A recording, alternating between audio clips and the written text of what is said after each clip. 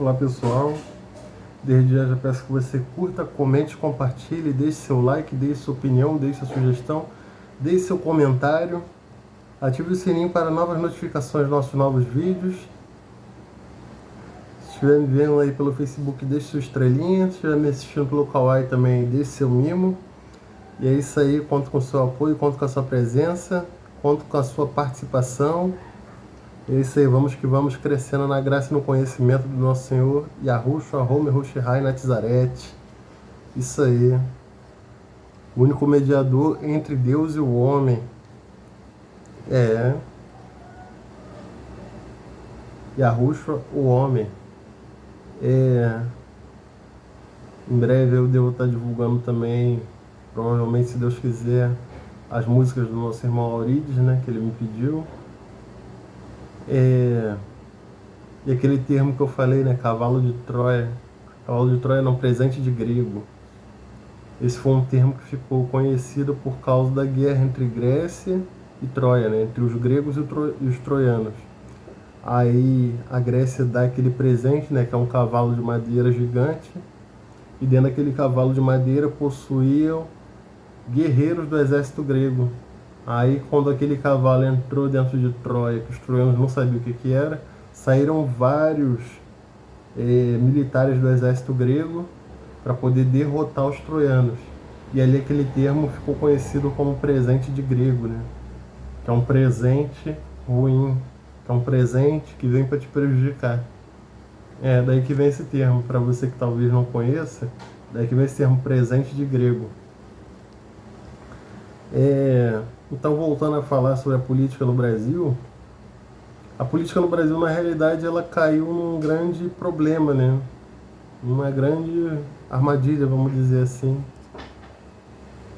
Porque o que acontece? Ainda no Brasil Império, não sei se você lembra daquele episódio, né, em que Dom Pedro I declara a independência do Brasil em 7 de setembro, que ele fala independência ou morte, né, às margens do rio Ipiranga, se não me engano lá em São Paulo. E aí o Brasil ele se torna independente politicamente, ou seja, a política dele é ele quem decide qual tipo de política que ele vai usar, mas economicamente não. Ainda mais que começou a surgir um detalhe: Portugal ele pediu dinheiro para o Brasil para reconhecer a independência do Brasil. Só que como é que o Brasil iria pagar esse reconhecimento de independência se o Brasil não tinha dinheiro? Eis a questão, né? Então o que foi feito? A história vai falar que o Brasil pegou empréstimo com a Inglaterra. Só que o que aconteceu? Na realidade, o Brasil pegou empréstimo com uma família judaica askenaz de banqueiros, que foi a família Rothschild. Feita de judeus alemães, né? Judeus lá de Frankfurt, da Alemanha. Que é essa família Rothschild, né? Tida como também uma família lendária, né? E o que aconteceu? E por que a história coloca o nome do país da Inglaterra e não o nome da família Rothschild, que foi quem emprestou esse dinheiro? Porque o que acontece? Aquele período foi o período de Napoleão Bonaparte, o general francês, onde lá na Europa, o que acontece? A Inglaterra estava com muito medo de Napoleão vencer a guerra e depois invadir a Inglaterra e dominar a Inglaterra. E os Rothschild tinham um informante lá perto da onde estava acontecendo a guerra. E eles estavam lá na Inglaterra. Então, logo eles tinham a informação privilegiada. Então, o que aconteceu? Os Rothschild descobriram que Napoleão havia perdido a guerra. Só que a informação que eles passaram para os ingleses é que Napoleão havia vencido a guerra. Então os ingleses ficaram com muito medo, a economia inglesa desceu lá embaixo, e aí os Rothschild compraram basicamente boa parte da economia inglesa por um preço muito baixo. E aí quando se soube da verdade, quando a notícia veio que tudo voltou ao normal, os Rothschild já haviam comprado muito da economia inglesa, então ali eles enriqueceram muito. E no passado eles emprestavam dinheiro para pessoas, para poder pagar juros, né? Um tipo de agiotagem, né? Mais legalizado. Então o que acontece? Eles passaram a não mais emprestar dinheiro a pessoas, mas passaram a emprestar dinheiro a países, para depois pagar eles com juros. E foi isso que aconteceu. Como eles já haviam praticamente dominado a economia inglesa, por isso que a história fala que o Brasil pediu empréstimo para a Inglaterra, porque eles estavam lá na Inglaterra e eles emprestaram esse dinheiro para Dom Pedro I. Mas eles mesmos eram judeus alemães, eram judeus askenázios, de Frankfurt, lá na Alemanha. E o que acontece? Dali em diante, o Brasil passou a pegar também outros empréstimos. É claro que o Brasil pagou Portugal para ele reconhecer a independência do Brasil, independência política, né? E dali em diante o Brasil passou a pegar outros empréstimos, as províncias, né, que depois vão virar estados, passaram a pegar outros empréstimos. E dali vem aquele livro do Gustavo Barroso, Brasil, Colônia de Banqueiros. E assim foi se pegando empréstimo, e mais empréstimo, e a dívida só foi aumentando.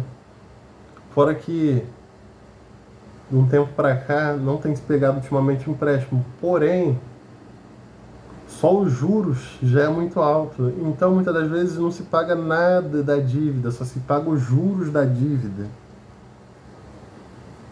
Então, daí veio esse livro, né? Brasil, Colônia de Banqueiros, porque o entendimento é: o Brasil deixou de ser colônia dos portugueses para se tornar colônia de banqueiros, colônia desses judeus alemães.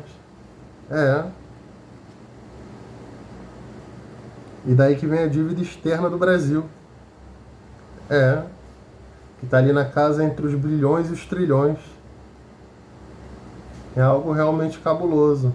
E essa seria a questão central, o ponto nevrálgico da economia do Brasil não se desenvolver mais do que deveria se desenvolver.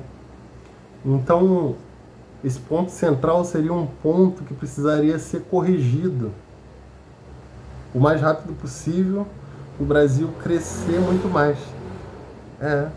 Deixar de ser celeiro, deixar de ser o quintal de outros países aqui dentro, através dessa dívida, né? Através disso o governo vai sendo governado. Sem contar, né, relatos aí que falam que os Rothschild têm minerado diamantes aqui dentro do Brasil.